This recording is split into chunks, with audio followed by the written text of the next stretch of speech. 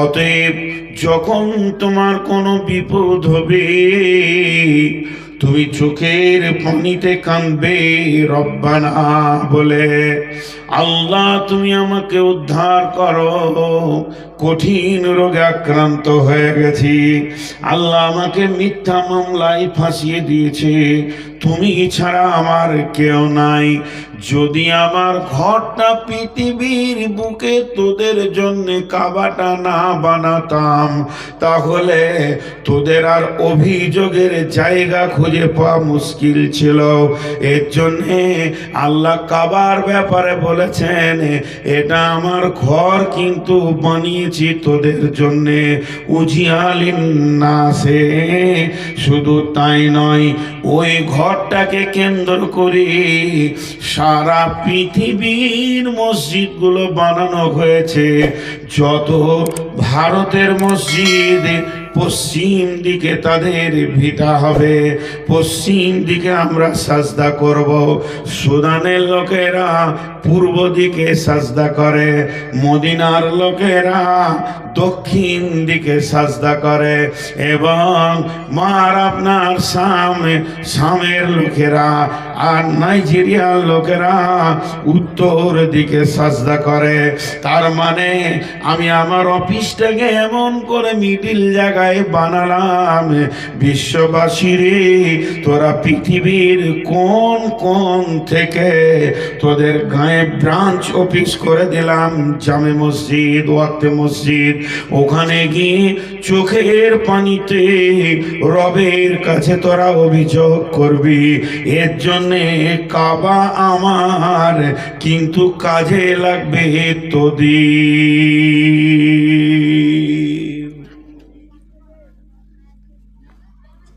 আপনাদের এলাকায় অনেক হাজি আছে, আমি জানি, সব হজ করতে গিয়েছে। আপনারা হজ করবেন না? এতগুলো লোক চুপ করে বসে আছে। হজ করবেন না? টাকা নাই, টাকা নাই। খালি একজন বলে দেখ রাস্তার ধারে 4 কাটা জায়গা বিক্রি আছে, এক এক কাটা 8 লাখ করে। তোর টাকা দেওয়ার মুখকে চেপে ধরবার কাউকে বলিস না। তারাও হজ করছে না, যাদের কাছে এই পরিমাণ টাকা আছে তারাও হজ করছে না। আল্লাহ কি বলছেন? যারা হজ করে আসে, আপনাদের এলাকায় যারা হাজি হজ করে আসে ওদেরকে দেখেছেন? যারা হজ করে আসে ওদেরকে দেখেছেন?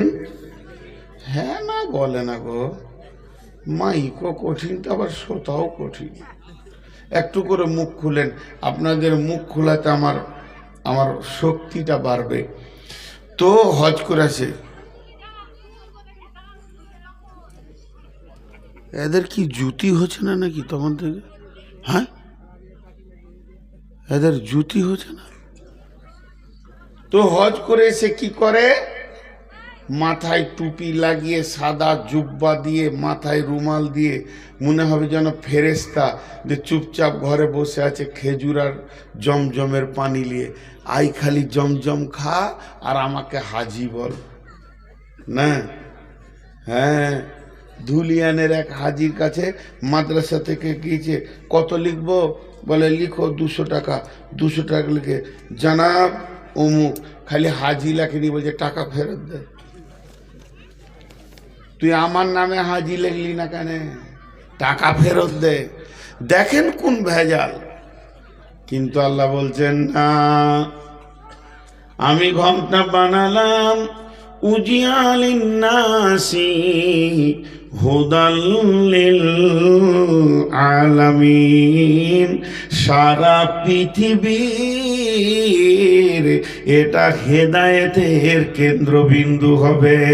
এখানে মানুষ আসলে তার ইমানের পরিবর্তন হবে, তাকে জমজম নিতে হবে না, সে নিজেই জমজম বেনে যাবে, তার হেদায়েত হয়ে যাবে, সে আর বেঈমান থাকবে না, এবং হেদায়েতকে মাথায় করে নিয়ে বাড়ি ফিরে যাবে।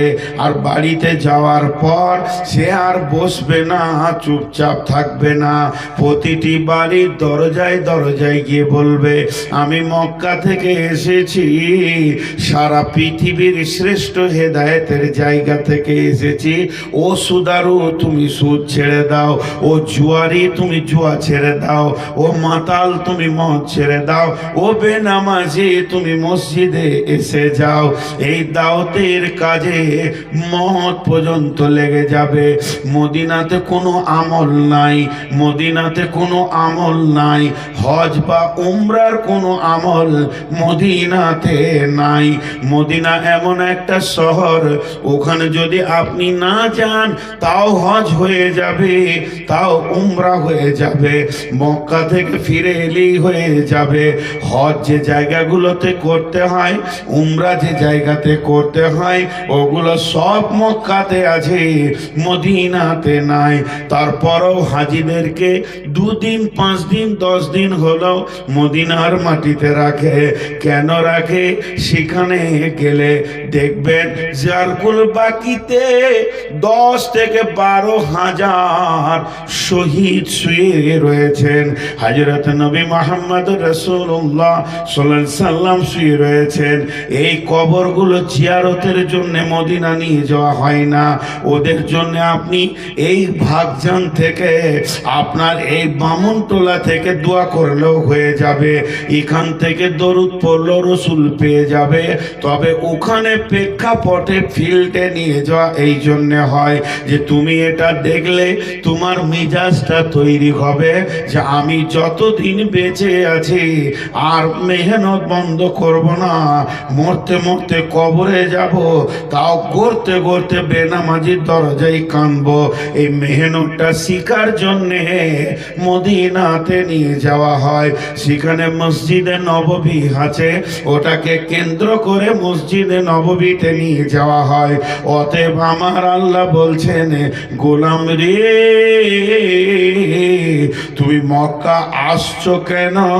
আগে নিয়তটা ঠিক করে লাও। তোমার মক্কা আসার একটাই কারণ যে আমি কাবাকে আবাদ করেছি ইব্রাহিমকে দিয়ে, নামাজ পৃথিবীতে আবাদ করেছি আমি, এই কাবার নকশাই তাদের বিশ্বে ছড়িয়ে দিয়েছি। অতএব তুমি মক্কা আসবে ঈমান নেওয়ার জন্যে, হুদাল্লিল আলামিন, এবং মদিনায় যাবে মেহনত শিখার জন্যে, তারপরে তুমি দেশে ফিরে চলে যাও। আমাদের হাজিরা কি করছে? মক্কায় যেছে জমজম লিছে, আর মদিনাতে হুঁড়া হুঁড়ি করে খেজুর 1 মণ নিয়ে লিছে, যে প্লেনে চাপা সুই 10 কেজি বেশি।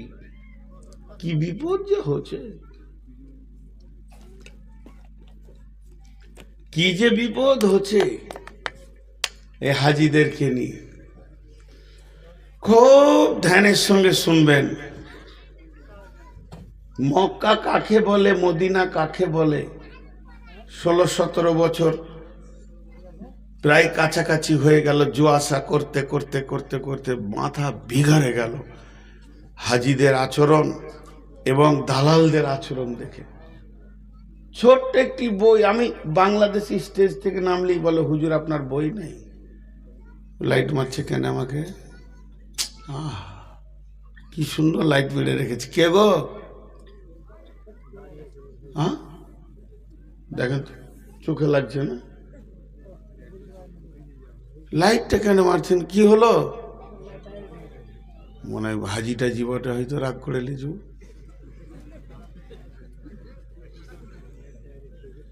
তো আচ্ছা, আপনাদের বিরক্ত লাগছে নাকি? আমি সিরিয়াল দিয়ে মক্কা মদিনাকে বেশি বুঝাবো, এবং আজকের মসজিদটা কেন, কে বানাবে এই মসজিদটা, আল্লাহ বলেছে, কাকে বানাতে বলেছে ওটা বলবো বিশেষ করে। তো বহু জায়গায় আমার বন্ধু বান্ধব যারা আমাকে ভালোবাসে, এমন কি নাম করে বলছি, এই দোমোহনার আতাউর রহমান মাদানী ভাই বলেন, আপনি একটা হাদিস লেখেন তো, একটা কাগজে বিলি করেন, লিখতে শিখেন। এত বলছেন কিন্তু লিখতে পারছেন না কেন?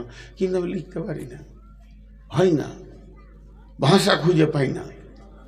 কষ্ট করে একটা বই লিখেছি, মক্কা মদিনার সফর, মাত্র 20 টাকা দাম। তো এটা আমি অ্যাডভার্টাইজ করছি না, কেন? ওই বইটাতেই আয়াতগুলো সব পেয়ে যাবেন, ওই বইটাতে।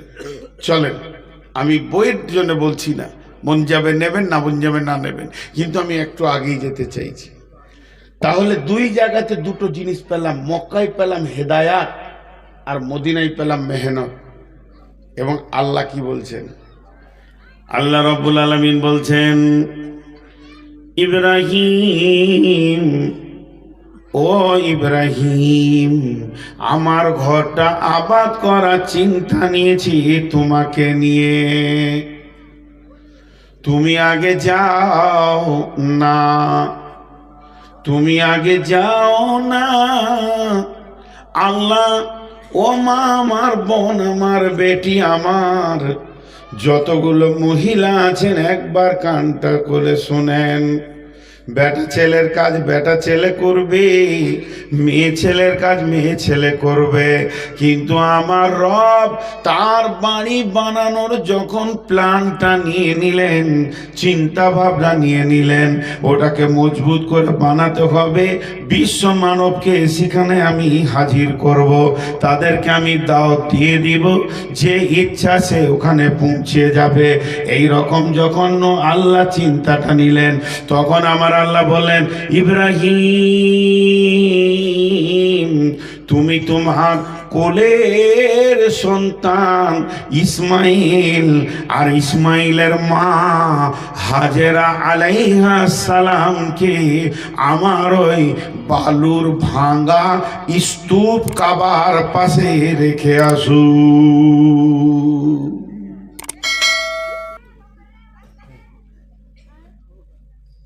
শিয়াল ডাকাচ্ছে না মানুষ, মানুষ মেয়ে ছেলের কণ্ঠ এত জোর, সুবহানাল্লাহ। আল্লাহ মাফ করুন, কার ঘরে যে বাড়ি হলি বটে। ও ভাইকে যদি পেতাম তো জিলাপি খাইতাম, ও খুব কষ্টতে আছে, এত চিল্লে কথা বলছে, মানে যে ওখানে সংসার করছে তার যে কি অবস্থা হচ্ছে, কুশরের রস বের করা করে তার রস বের করছে। আল্লাহ মাফ করুন। তো যাও তুমি ইব্রাহিম, হাজেরাকে ওখানে দিয়ে এসো, ধ্যান দেন আমার সঙ্গে কথাতে। হাজেরাটা আবার বড় ফ্যামিলির মেয়ে ছিলেন, পৃথিবীতে মহিলা কোনো নবী নাই, পৃথিবীতে মহিলা কোনো নবী নাই, পৃথিবীতে একটাও নবী মহিলাদের ভিতরে হয়নি, আল্লাহ বানাননি তাদেরকে, আল্লাহ মহিলাদেরকে নবী বানাননি। তবে 4টা মেয়ে এত কৃতিত্ব দেখিয়েছিলেন আল্লাহকে, 4টা মেয়ে এত মজবুত ছিলেন আল্লাহর কাছে, তাদের ইমানের স্তরটা এত তরঙ্গ তুলে দিয়েছিলেন আল্লাহর কাছে, যে আমার আল্লাহ 4টা মেয়েকে নবুয়তি টাইটেল দিয়ে সম্মানী করে দিয়েছেন। সেই 4টা মেয়ে কে? একটা হলো হাওয়া আলাইহিস সালাম, 2টা হলো আসিয়া আলাইহিস সালাম, 3 নম্বর হলো মারিয়াম আলাইহিস সালাম, আর 4 নম্বর হলো হাজেরা আলাইহিস সালাম।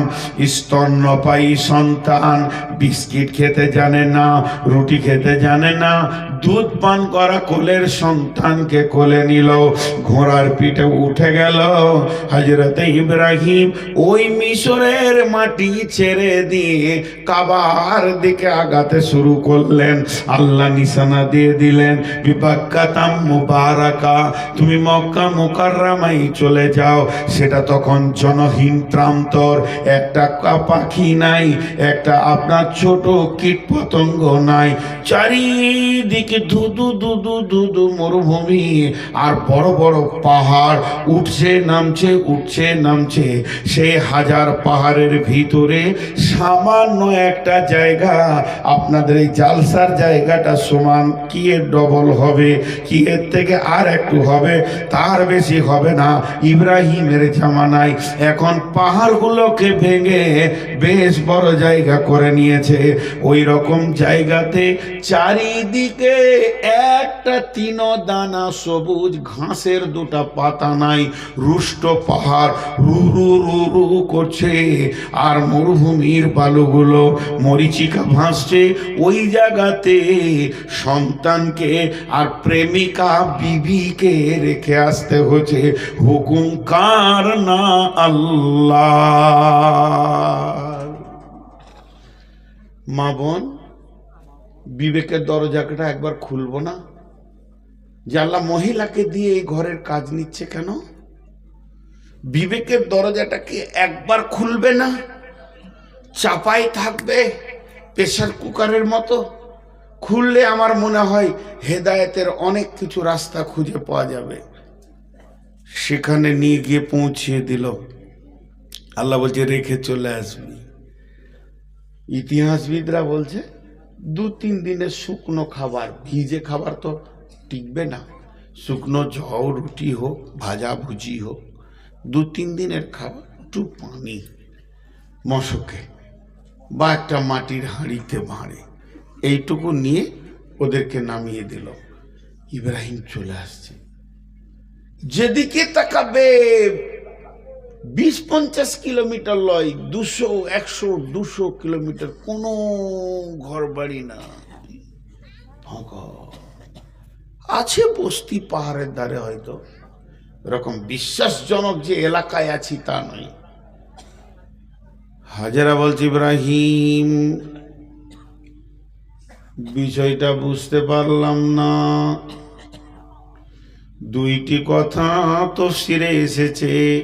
কেউ বলে ইব্রাহিম আলাইহিস সালাম বলেছিলেন আল্লাহর হুকুম, কোন কোন ঐতিহাসিকবিদ বলছেন ইব্রাহিম এটাও বলতে পারেনি, তার মুখটা থরথর থরথর করে কাঁপছিল, শুধু এতটুকু ইশারা করেছিল আসমানের দিকে। হাজেরা সঙ্গে সঙ্গে বললেন ও ইব্রাহিম, আমার রব বিশ্বে কোটি কোটি মেয়ের ভিতরে আমাকে পছন্দ করে নিয়েছেন তার বান্দি হিসেবে, তবে নিশ্চয়ই তিনি তার ব্যবস্থা করেছেন বলে নিয়েছেন। আপনি নিশ্চিন্তে চলে যান। ইব্রাহিম ঘোড়াতে উঠল, পাহাড়ের প্রাতদেশে উঠছে, একবার তাকাচ্ছে আবার উঠছে, আবার তাকাচ্ছে আবার উঠছে, স্ত্রী পুত্রকে দেখছে আবার উঠছে।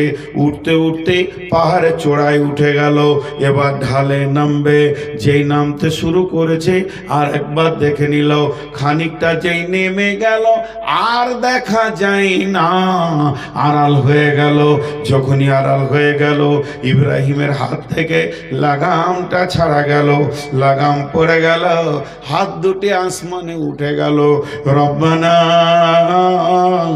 মাবুদ রে, যেখানে ওই মা বেটাকে দুই প্রাণীকে রেখে এলাম, জায়গাটা জনহীন প্রান্তর, কেউ নাই, একটা ছোট্ট শিশু আর একজন মহিলা, সে তো পুরুষ নয়। ও আমার রব, ওই জায়গাটা জনসমুদ্রের জন্য কিয়ামত পর্যন্ত কবুল করে নাও। দ্বিতীয় দোয়া করলেন, হে আমার রব, তাদের কাছে মুষ্টিমে 1-2 দিনের খাবার রেখে এসেছি, তার থেকে বেশি খাবার তো নাই। ও আমার মাবুদ, পৃথিবীর বিশ্বের সারা দামি খাবারগুলো তাদের কাছে পৌঁছে দাও। 3 নম্বর দোয়া করলেন, হে আমার রব, আমার বংশের বাতি একটা ইসমাইল, ইসমাইল মারা গেলে আমার ইব্রাহিমের পরিচয় পৃথিবীতে থাকবে না, অতএব আমার ইসমাইলের পরিচয়টা পৃথিবীর বুকে রেখে দেন। 3খানাই দোয়া কবুল হয়ে গেছে। 3খানা দোয়া কবুল হয়ে গেছে। কেউ ছিল না। আজকে সেখানে সব সময় লোক আছে না নাই? বলেন আছে না নাই? হ্যাঁ, সব সময়। হজের সময় রাত 1:30টায় গিয়েছি, হাজিরা আসওয়াদের চুমো দেবো, ফাঁকা পাবো, এখন সব হাজিরা ঘুমিয়ে গিয়েছে। রাত যখন 1:30 তখন হাজিরা আসওয়াদে পাথরে চুম দিতে গেছি হজের সময়, তো দেখছি দিনের থেকে ডেড়া ভিড়। তো একটা পুলিশকে শুধেছি এত ভিড় কেন? তো বলছি তুমি এলে কেন? ফের আমাকে বলছি তুমি এলে কেন? বলে পাথরে চুমা দিতে, ওই ধান্দাতে সবাই আছে। যত রাত তত ভিড়, সমান ভিড় লেগে আছে। আল্লাহ কবুল করে নিয়েছে। প্রথম দোয়া কবুল হয়ে গেল, জনহীন জনসমুদ্র হয়ে গেল কিয়ামত পর্যন্ত। দ্বিতীয় দোয়া, পৃথিবীর যত দামি খাবার মক্কাতে পাবেন, ওর থেকে দামি খাবার আর পৃথিবীর কোথাও পাবেন না। চ্যালেঞ্জ, আপনার এই গাছটাতে যদি আশ্চর্য একটা আম তৈরি হয়, ওটা আগে মক্কায় পৌঁছাবে। এটা আল্লাহর ফায়সালা। ইব্রাহিম দোয়া করে গেছে, দামি দামি ফল। এখানে আপেল কি খাবেন? এখানে আপেল খেতে গেলে সাবধান না হলেও চলবে, আর ওখানে আপেল খেতে গেলে সাবধান হতো, চাপ মেরে দেবেন তো গড় গড় করে দাড়ি ভিজে নিচে পড়বে। সেই মালটা ওখানে পৌঁছে যায়। আচ্ছা, আমার এই টেবিলে আপেল আছে, আঙ্গুর আছে, বিরিয়ানি আছে, মাছ মাংস আছে, মুরগির মাংস আছে, খাসির মাংস আছে। আপনারা এতগুলো লোক দেখছেন, কেউ চাবেন? দেন, চাবেন? লোভ তো আছে মানুষের, একটা থাকবেই, লালসা লাগবে, কিন্তু চাইতে পারবেন মুখ ফুটে? আরে কথা বলে না। আমার গাড়িতে আপেল আছে, চাইতে পারবেন? মানুষ একটা দেন। কিন্তু যদি বলি গাড়িতে 1 বোতল জমজম আছে, সবাই পেছনে লাইন লাগাবে, কেউ লজ্জা করবে না, করবে? মানুষ একটা দেন না, একটা দেন, একটা দেন। ভাত মুড়ি চাইবে না। কি লোভনীয় খাবার মক্কার মধ্যে আল্লাহ রেখেছেন, সারা বিশ্ব ভিখারির মতো চাই না। যদি বলে দিই যে এই বোতলের পানিটা জমজম, তা ওইখান থেকে একজন বলবে আর খেন না, বাকিটা রাখেন, আমি কলের পানি এনে দিচ্ছি। হ্যাঁ, তো লোভনীয় খাবার। দ্বিতীয় দোয়া কবুল হয়ে গেল। নাম্বার 3, ইসমাইলের নামটা আল্লাহ তুমি রেখে দাও। এর জন্য আল্লাহ তাবারাক ওয়া তাআলা ইসমাইলের বংশ থেকে নবী মুহাম্মদুর রাসূলুল্লাহ সাল্লাল্লাহু আলাইহি ওয়াসাল্লামকে নিয়ে নিলেন। ওই ইব্রাহিম কত বড় কাজ করেছেন বন্ধুরে। আমার আল্লাহ বলছেন, ফিহি আয়াতুম মাকাম ইব্রাহিমা।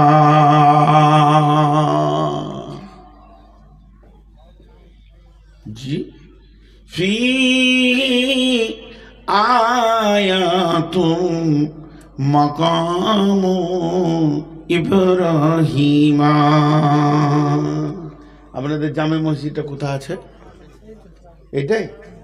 মাশাআল্লাহ, মসজিদের পাশেই রয়েছি, মনটা ভরে গেল। মসজিদকে ভালোবাসলে রহমতের ছায়াতে কিয়ামতের মাঠে জায়গা পাবে। আচ্ছা, এখন একটা কথা জিজ্ঞেস করব, আপনারা উত্তর দেবেন। আমি নূর মোহাম্মদ বলছি, গোটা মসজিদটাকে ভেঙে উড়িয়ে দেবো, উড়িয়ে দিয়ে যতটা জায়গা আছে ও 3 গুণ জায়গা এখানটা কিনবো, যত কোটি টাকা লাগে। কেনার পর আপনারা যেমন করে বলবেন ওই রকম নকশাতে মসজিদ হবে, যত কোটি টাকা লাগে আমি একাই দিব। কিন্তু শর্ত হচ্ছে, ওই যে মিম্বারে যেখানে খুতবা দেয় ইমাম, নামাজ পড়ায়, মেহরাব, ওর পাশের জায়গাটা 10 হাত বাই 10 হাত স্টেজের সমান বা স্টেজের হাফ আমার নিজস্ব ব্যক্তিগত থাকবে। মানবেন? এতগুলো লোক বলেন মানবেন? ওখানে আমি পানের ঢপ করবো আর কি, ওটা আমার থাকবে, বাকি আপনারা যা করবেন করেন। পৃথিবীর কোনো মুসলমান মেনে নেবে না যে আল্লাহর ঘরের মুসল্লার মাঝে কোনো ব্যক্তিগত কারো জায়গা থাকবে। তবে শুনেলেন এই মসজিদে কতগুলো ক্যাপাসিটি আছে, একসঙ্গে নামাজ পড়বে কতগুলো, 500, 1000, 2000। আমাদের যত বড় বড় সুজাপুরে মসজিদ আছে 1000, 1500, 2000। কিন্তু মদিনার মসজিদে 30 লাখ পর্যন্ত নামাজ পড়তে পারবে। কেউ কেউ বলেছে ভিতরে 10 লাখ, বাইরে চত্বরে 20 লাখ, 30 লাখ, এতটা ক্যাপাসিটি আছে। আর কাবা শরীফে ইমাম সাহেব যেখানে নামাজ পড়ান, কাবা শরীফে ইমাম সাহেব যেখানে নামাজ পড়ান, ওইটাতে গোল করে নামাজ হয়। নামাজ হতে হতে ওই গোল দাগটা কত দূর গেছে, রোডের ওপরে দাগ মেরে দিয়েছে, দোকানের গা ধরে দাগ দিয়ে দিয়েছে। যতটা চত্বর আছে, বর্তমানে ইঞ্জিনিয়াররা বলছে একসঙ্গে 1.5 কোটি লোক নামাজ পড়তে পারবে। কত বললাম? 1.5 কোটি। যে ভেজালটা কোথা? এইটা হলো কাবা শেষ, এইটা হলো কাবা শেষ, কাবার পূর্ব দিক। এখানে হলো কাবার দরজা, এই জায়গায় হলো হাজরে আসওয়াদ পূর্ব দক্ষিণ কোণে। আর যখনই হাজরে আসওয়াদ আর কাবার দরজা এই পাশের জায়গাটা, যতটা কাবা অতটা জায়গা, ওই জায়গাটার নাম হচ্ছে মাকাম ইব্রাহিম। ওটা ইব্রাহিমের ব্যক্তিগত জায়গা। কে দিয়েছেন, কে দিয়েছেন, কে দিয়েছেন? মসজিদের ভিতরে জায়গাটাকে দিয়েছেন আল্লাহ, দিয়েছেন আল্লাহ, দিয়েছেন আল্লাহ, দিয়েছেন। রেস্ট্রি কোথা হয়েছে? ওই রেস্ট্রিটা কি কাটা যাবে না? বলে না, ওই রেস্ট্রিটা কাটা যাবে না।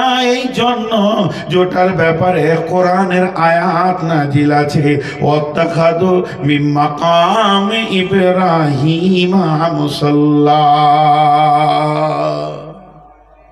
পৃথিবীর কেউ কাটতে পারবে না। তাহলে মসজিদের ভিতরে একটা লোক ব্যক্তিগত জায়গা পেল। কেন পেল? মসজিদের ভিতরে একটা লোক ব্যক্তিগত জায়গা পেল, কেন পেল? বেটা ছেলেরা নিজের নিজের বিবেকে ধাক্কা মারেন। যদি বিবেক না খুলে তো নিজের হাতে করে কিল নিজের মাথায় মারেন যে ওখানে ও ব্যক্তিগত জায়গা কেন পেল। অথচ কোরআনে কোটেশন মেরে দিয়েছে পৃথিবীর কোনো হাকিমের ক্ষমতা নেই যে ওই দাগ নম্বরটা চেঞ্জ করে আর কারোর নামে করে দিই। আল্লাহ মেরে দিয়েছে কোটেশন ওটা ইব্রাহিমের। একটা উদাহরণ শুনেন।